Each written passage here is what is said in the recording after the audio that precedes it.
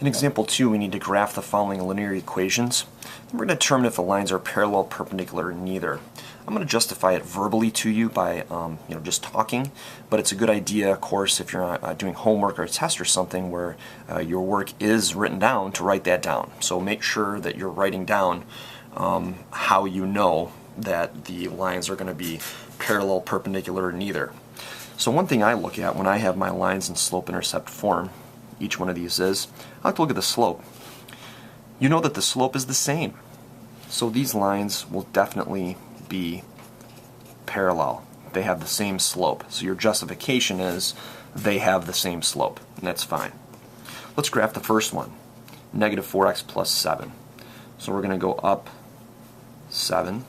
The slope is negative 4. That's 1, 2, 3, 4, right 1. 1, 2, 3, 4, right 1. 1, 2, 3, 4, right 1.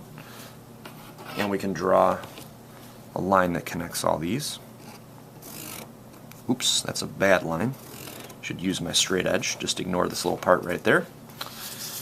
And then the next piece is negative 4x plus 2. So there's your plus 2. 1, 2, 3, 4, right 1. 1, 2, 3, 4, right 1. Or up 4, left 1. And we'll draw a straight line, hopefully, between these guys. There we are. And other than this little wobbly mistake there, you can tell that these lines are definitely parallel. Okay? The next one, we have 3 halves and 2. They're definitely not the same slope, so they're not parallel. For perpendicular, we want to take this slope, which is 3 over 2. We want to flip it or use the reciprocal and then change the sign. We're going to compare this to this one, and they're totally not the same here. So this slope is not the opposite reciprocal of 2, and 2 is not the opposite reciprocal of 3 over 2. So this one is going to be neither. Your justification would be that the slopes are not the same, and they're not opposite reciprocals, therefore they're not parallel or perpendicular. They're neither. Let's see what happens when we graph these. We'll do the first one. Down 6 would be right here. Slope is 3 over 2, so we'll go up 3, right 2, up 3, right 2, up 3, right 2, and we'll draw the line.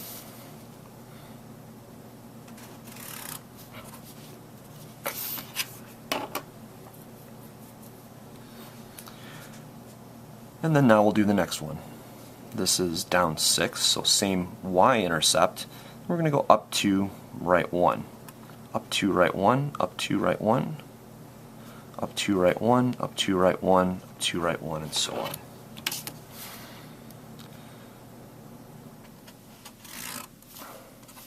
So you can see here that these lines are definitely not parallel. They intersect, and they are also not perpendicular to each other. Perpendicular just means meets at a right angle. Let's try C and D on for size here. We need to get things in slope-intercept form with this one, so we'll subtract 2x from each side. So y is equal to negative 2x plus 8.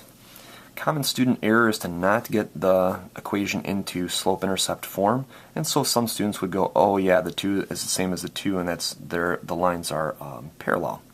But this one actually is going to be neither. The reason why? Your justification, negative 2 is not the same as 2, therefore the lines are not parallel. Additionally, 2, while being the opposite of negative 2, or the opposite of 2 is negative 2, which is good, but they're not the reciprocal of each other. So the reciprocal of 2 would be 1/2. So these are not perpendicular either, so the answer here is neither. Let's graph the first one. 1, 2, 3, 4, 5, 6, 7, 8, and down 2, right 1. Down 2, right 1, and so on.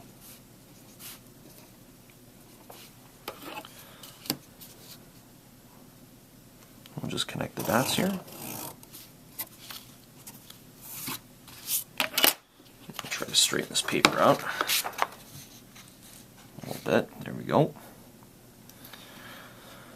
The next one is up 2, and then the slope is up 2, right 1, up 2, right 1.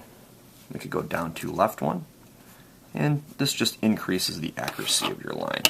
Makes it really easy when you have more points to just line up your ruler or your straight edge on all of them. And you can see here that this is actually not a right angle. And if you're wondering, you can take something that is a right angle, like this edge, and this thing is just moving all over the place today. There we go. And you can try to line it up and see if the lines form a right angle. So if these lines formed a right angle, the other line would be right here. You can tell there's a little bit of a gap there, and there shouldn't be if they're at a right angle. So this angle right here is totally not a right angle. Also, this one's a little smaller than a right angle. The next ones are in slope-intercept form. If we look at 3, it's not the same as negative 1/3, so they're not parallel. However, if we take the reciprocal of 3, that's 1/3, and change the sign, so there's our opposite reciprocal, we do get the slope that's in the next one. So we can conclude that these are perpendicular. The slopes are opposite reciprocals of each other. The opposite of negative is positive, and then if you flip 1/3, you get 3. So it doesn't really matter which way you go, from this one to this one or that one to that one. They're opposite reciprocals of each other. Let's graph them and see if that's the case. The first one is down 5. Then it's a slope of 3, so up 3, right 1, up 3, right 1, up 3, right 1.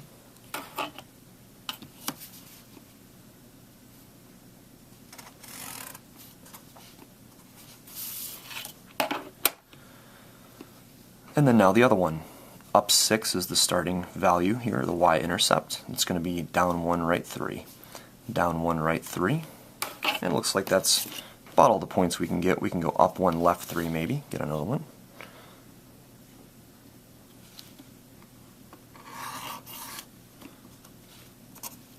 And we can see now, using a straight edge here, the end of the straight edge, that these two are indeed perpendicular.